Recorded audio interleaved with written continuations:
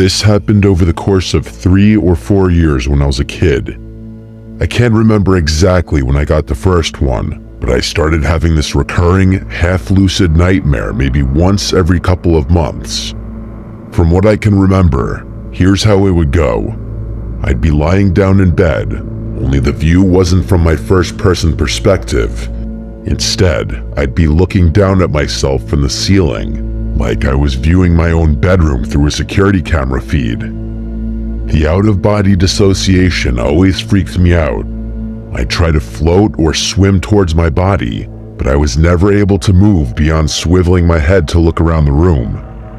I was half lucid, so I knew it was a dream, but that didn't make me any less scared. After calming myself down, I'd start noticing strange things about my bedroom. For one, the digital clock on my nightstand would always be counting in reverse. That was typically the first strange detail I'd notice. And once I noticed that, I'd start seeing other weird stuff. There were these drawings taped to random spots on the walls and dresser, like crayon drawings you'd expect from a kid my age, but I had no memory of ever making them. I wasn't the type of kid who ever drew much, so it wasn't like I had just forgotten about them. They always showed the same thing, a row of people holding hands, all smiling, with one smaller figure who I can only imagine was me. They were always standing in front of a house with a blue roof, but I can't remember much more about the drawings than that. The other detail about the dreams that still sticks out to me is an old toy train of mine that was always sitting in a different spot on my bedroom floor, which was significant because I had lost that particular toy years prior. Anyway, after analyzing my room for a bit, I'd get this unexplainable urge to look out my bedroom window. I'd glance over, and as if it were on cue, a man would appear just a few inches from the glass. He had short gray hair and what looked like a cut on his left temple. That's honestly all I can remember about his face.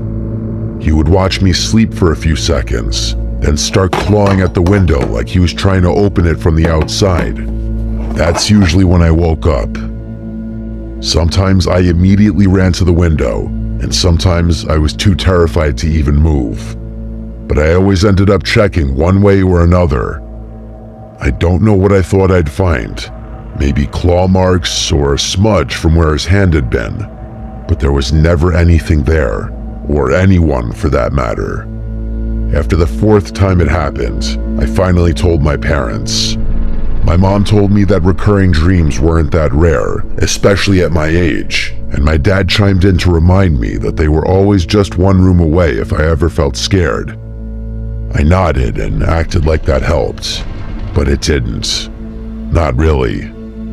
My dad could tell I was still scared, so he took me by the hand and explored the exterior of the house with me.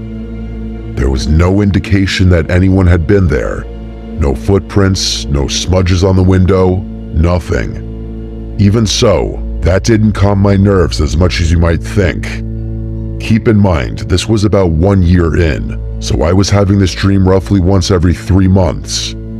It wasn't happening every night, not even close, but having the exact same dream 4 times definitely means something, which I knew even at that age. But after that 4th dream though, they just stopped. For a while at least. I went nearly 6 months without a single episode, and at some point, I let myself believe it was over. It all just kind of faded into the background, the way childhood fears tend to when life gets more normal. But then it came back. I have no idea what triggered it, but one random night I had the dream again. Everything was exactly the same as I remembered. The clock, the drawings, the train, everything. But there was something different about that dream that was scaring me twice as much as the earlier ones had. I couldn't figure out what it was. Everything was following the exact same chain of events. But then, as I was looking around the room, I realized what it was. My bedroom window was open. As soon as I saw that, I woke up. There was a period of maybe 5 minutes where I couldn't move, complete and utter sleep paralysis. And it wasn't a passive sleep paralysis either. My brain was screaming at me to check the window the entire time, but I couldn't drag myself out of bed no matter how much I tried. On top of that, I felt significantly colder, as if cold air was blowing through my bedroom window, which I was convinced was wide open. Those 5 minutes were unlike any kind of fear I have ever experienced. All I could think about was how that man was moments away from climbing through my window, yet there was nothing I could do about it. When I finally regained control of my limbs, I forced myself over to the window, confirming that it was locked. I couldn't fall back asleep that night. I was too scared. I'm not sure how I was even able to function the following morning. Another couple of months went by, but I wasn't going to be fooled again. Every night before I went to bed, I thought long and hard about the dream in an attempt to brace myself for having it again. I'm not sure if this logic tracks, but I was hoping that keeping the dream on my brain would help me not get too scared should I have it again. To my surprise, that technique actually worked. The next time I had that dream, I wasn't even half as scared. I didn't even bother checking the window after waking up. By the time I had it again, I was barely scared at all. Still, something about it lingered. Not in a scary way, but enough to make me want to bring it up to my parents again. Maybe it was the way I explained it, or maybe it was because I was slightly older. But for whatever reason, they actually paid closer attention this time. I tried to provide as much detail as possible, something I hadn't done before. As I was getting to my description of the man, my parents' demeanor shifted. Not too dramatically, but enough for me to notice. Specifically, it was right as I was telling them about the cut on his forehead. Before I could even finish, my dad cut me off and asked if I was sure about the cut. I told him I was, and he looked over at my mom like there was some unspoken detail that I wasn't aware of.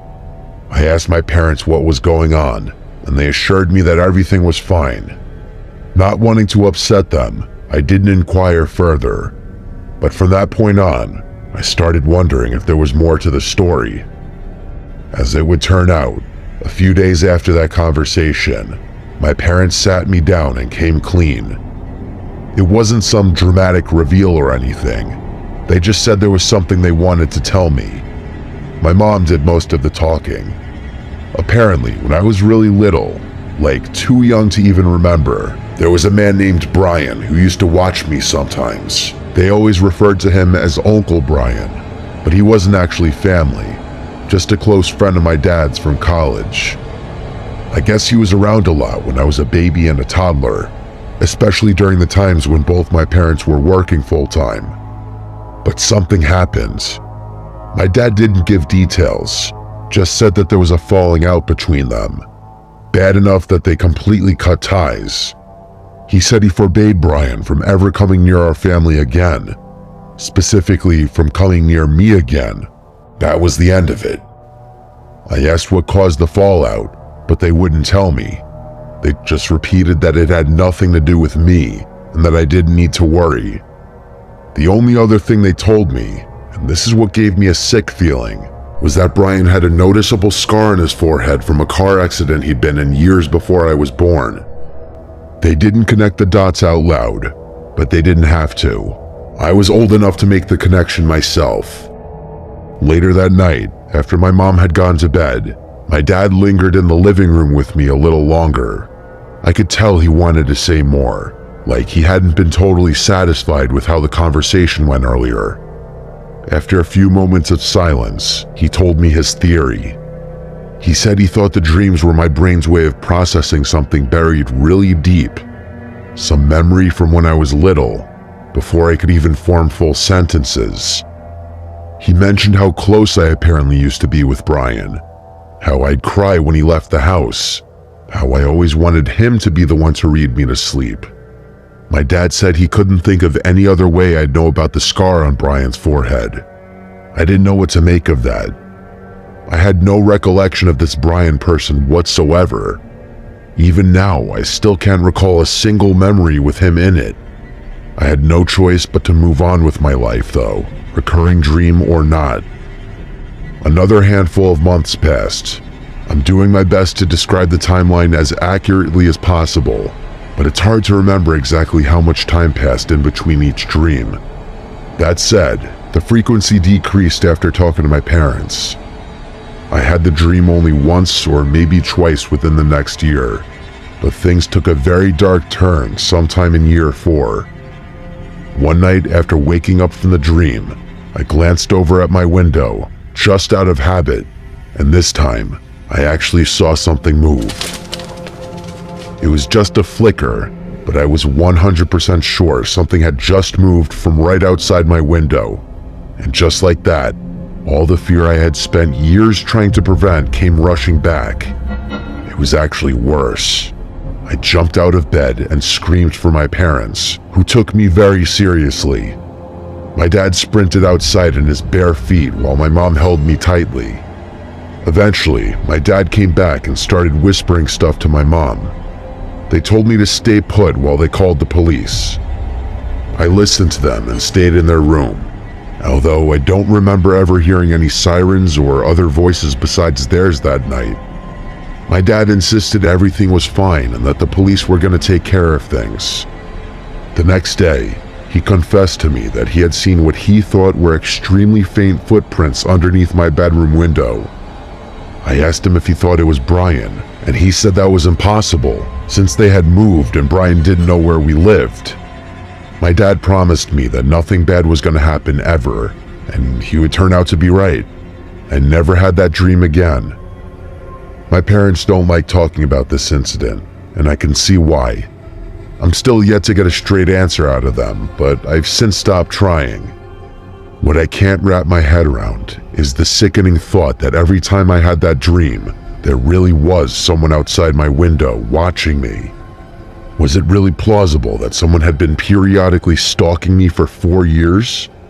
It doesn't track, and I can't decide what's scarier. If it really was Brian watching me, or just some complete stranger that my brain associated with him for whatever reason. And who knows how that somehow got translated into my dreams. I've done research, and I still don't even know how that would be possible. Maybe he was making a noise or something and my brain picked up on it. I really can't say. What I can say is that I'm 95% sure my parents never called the police that night. That's something I will likely never get an explanation for. I'll most likely never get any answers regarding this experience since it happened so long ago. But if I do, I'll send an update.